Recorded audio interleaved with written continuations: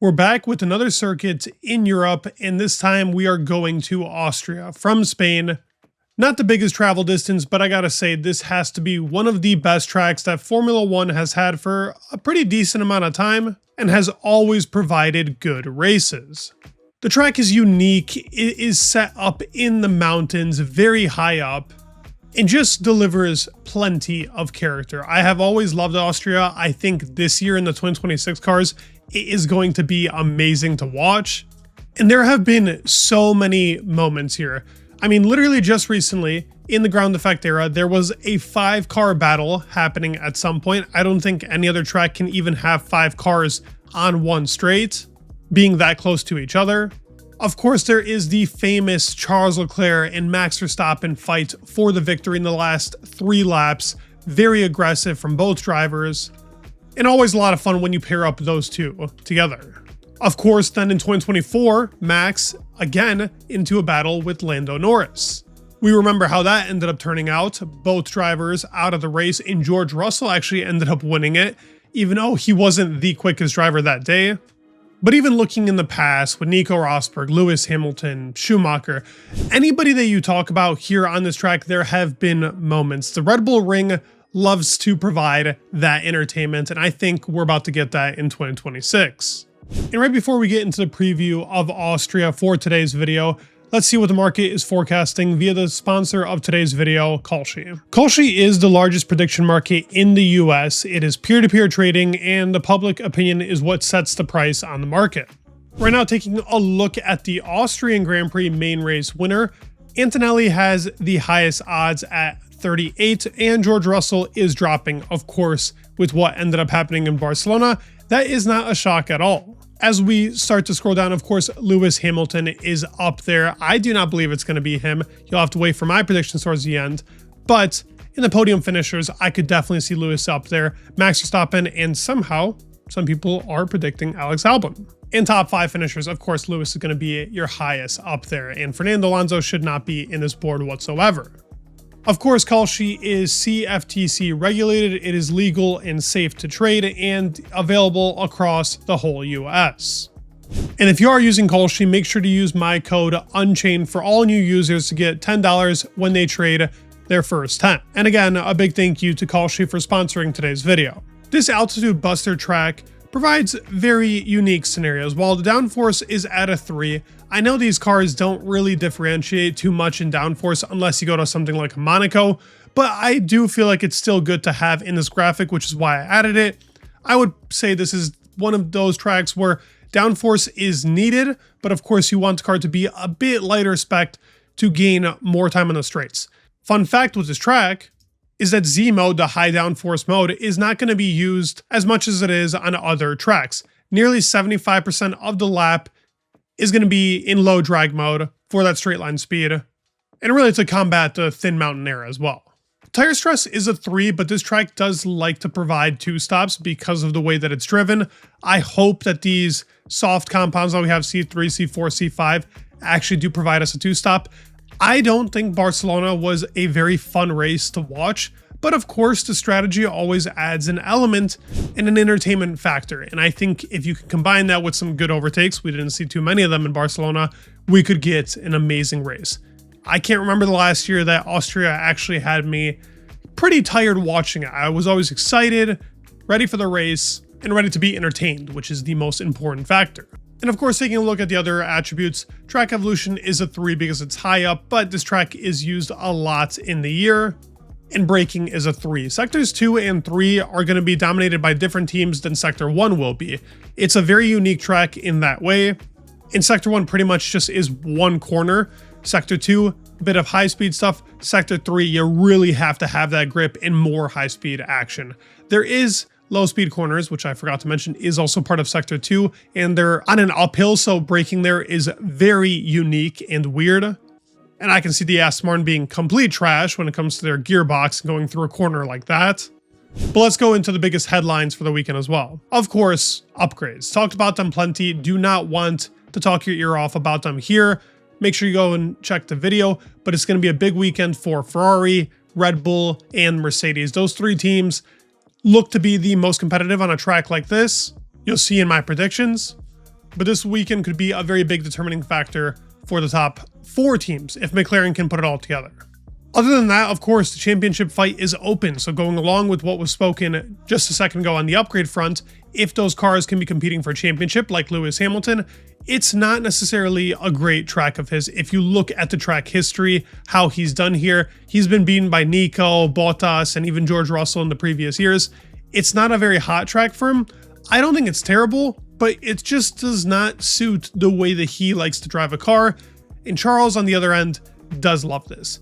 Now with Kimi, we don't have any data here in Formula 1 because he decided to dive bomb Max Verstappen to turn 1, ended up taking out Max and himself out. So I'm really interested to see how he does here. George, while he has always finished pretty high up here, I don't think it's a track that he's actually that amazing at. I think it's more of the circumstances that end up helping him out. And just like Barcelona, seeing the gap to the midfield will also be an important factor because they also have quite a few upgrades here. Can they close that gap? I would love to see it. It's quite significant for now, but that's really going to do it for what we're looking at here in the headline. So let's go over my predictions for the weekend.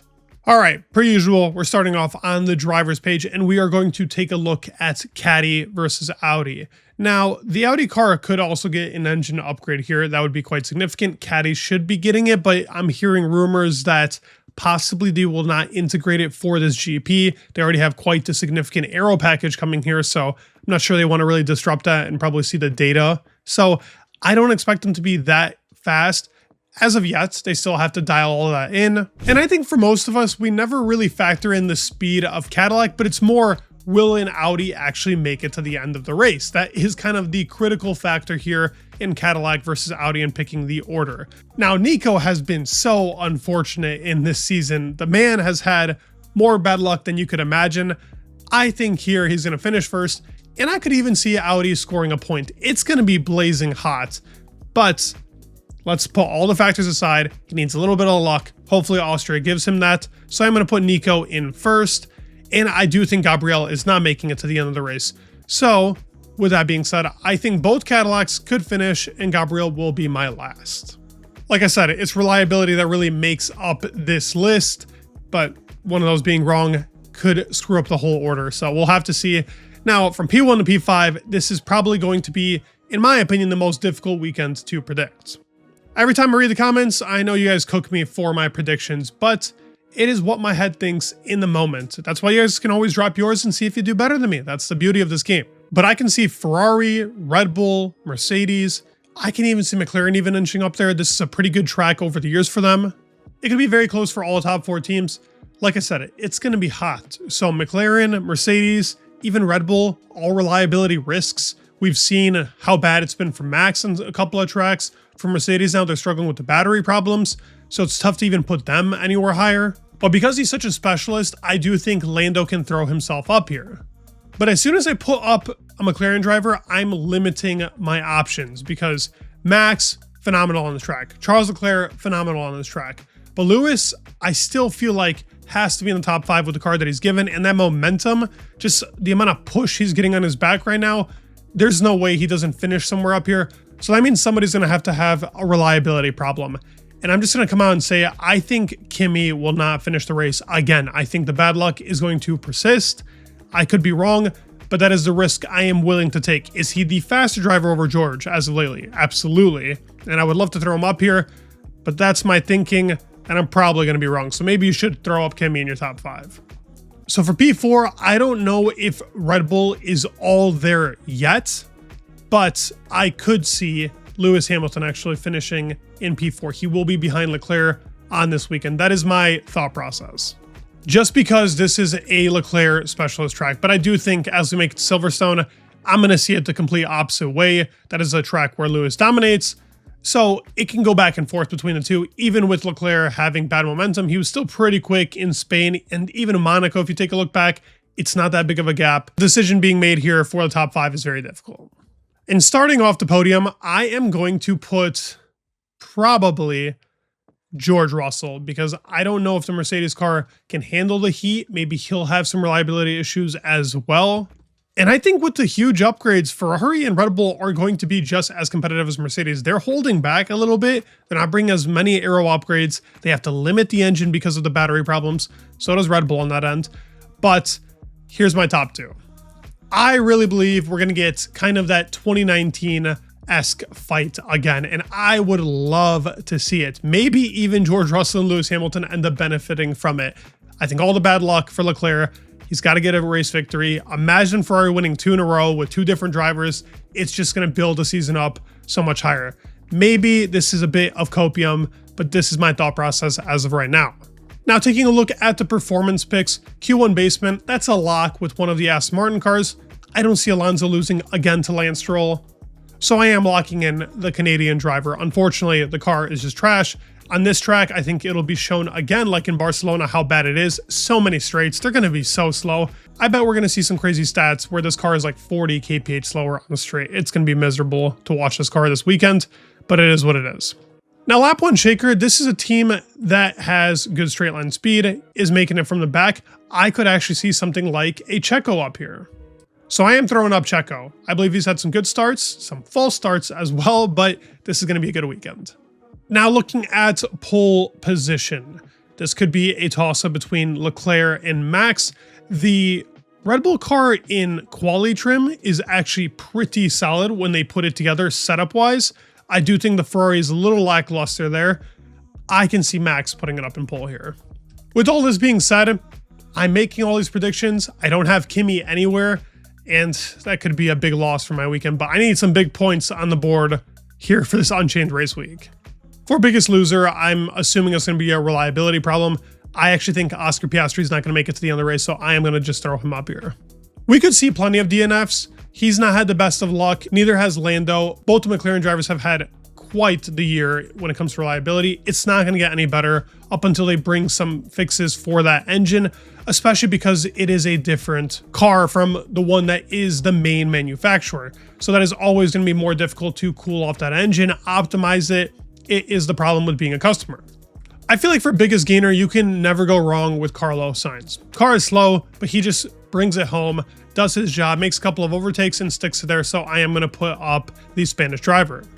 And the fastest lap, I'm going to give it to the Monegasque. Big weekend for him. He's got to capitalize. If Lewis gets him here, though, I could see him fading away in this season because this is his, I would say, best track pretty much. If you look at the track record, yeah, Monaco's great. He's also had a lot of success in Monza. He does a very good job here in Austria. It's one of those Charles Leclerc-like tracks. As for first DNF, I do think it's going to be Gabriel. That Audi is not making it to the end. Also think that the Hondas are not going to make it to the end. Actually, you know what? Screw it. We're going to put Aston Martin as the first DNF. There's no way they make it to the end. At least one car could, but I doubt we're going to see 2. Efficient duo. Yes, I did not put up Leclerc and Hamilton next to each other, but I'm going to assume if I get that wrong in the drivers, still going to put up Ferrari as the efficient duo. Because I could see Lewis Hamilton proving me wrong and obviously flipping the script on Leclerc. That could be something very crazy. Fastest pit stop is such a toss-up. I really don't know what team, but of course, with all the momentum pushing them, I'm going to put up Ferrari. And quickly putting in my P1 to P3 in the constructors. I did switch around Mercedes and Red Bull just in case Kimi is somewhere into the points. I don't know. This is such a toss-up for me. Make sure you drop your predictions. It's going to be very interesting. I might even make a Friday video talking about what team could be the best. So maybe it's best you guys wait till then. Regardless, put in your predictions. Thank you all for supporting the website. That means the world to me. But of course, if you made it to the end of the video, make sure you like and subscribe. And I will see you guys very soon. Peace.